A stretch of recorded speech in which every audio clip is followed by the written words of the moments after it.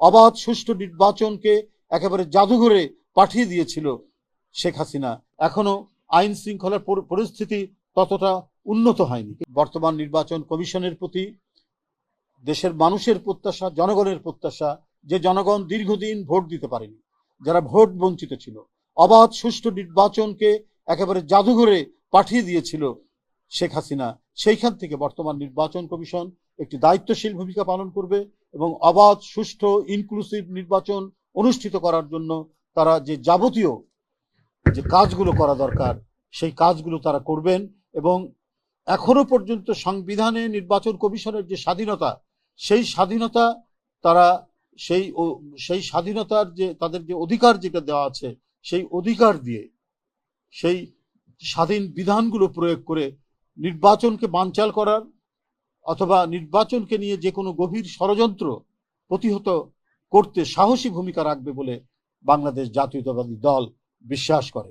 মানুষের প্রত্যাশা অনুযায়ী হয়তো অনেক কিছু এখনো সম্ভব হয়ে ওঠেনি, এখনো আইন শৃঙ্খলার পরিস্থিতি ততটা উন্নত হয়নি, কিন্তু তারপরেও মানুষের মধ্যে যে আশা জেগে উঠেছে যে আমরা কমপক্ষে শেখ হাসিনার দুর্বৃত্ত পরায়ণ কোনো প্রশাসনের দ্বারা অথবা তার আইন শৃঙ্খলা বাহিনীর দ্বারা এখানকার গণতন্ত্রকামী রাজনৈতিক দলের নেতাকর্মীরা আর নিপীড়নের শিকার হবে না, আর কখনোই তাদেরকে রিমান্ডের নামে অকথ্য অত্যাচার করা হবে না, তারা গুম খুন বিচার বহির্ভূত হত্যার শিকার হবে না।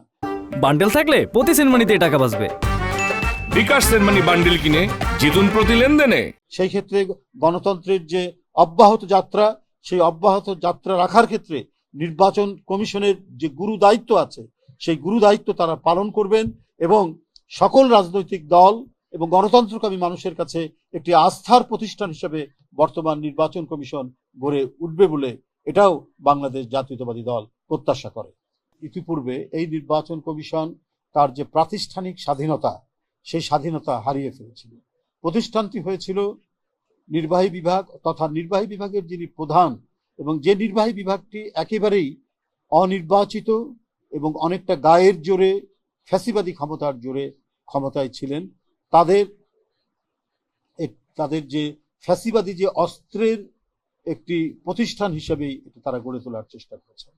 অনেক অবৈধ নির্বাচন, দিনের ভোট রাত্রে করা এবং ভোটারবিহীন নির্বাচন, ভোটারদেরকে ভোট কেন্দ্রে আসতে না দেওয়া, সেই ক্ষেত্রে প্রশাসনিক যে ক্ষমতা সেই ক্ষমতা ব্যবহার করা ইত্যাদি নানা বিষয় আপনারা নিশ্চয়ই প্রত্যক্ষ করেছেন, আপনারা জানেন। এবং আমরা যারা গণতন্ত্রের পক্ষে লড়াই করেছি, সংগ্রাম করেছি, আমরা প্রত্যেকেই সেটা ভুক্তভোগী।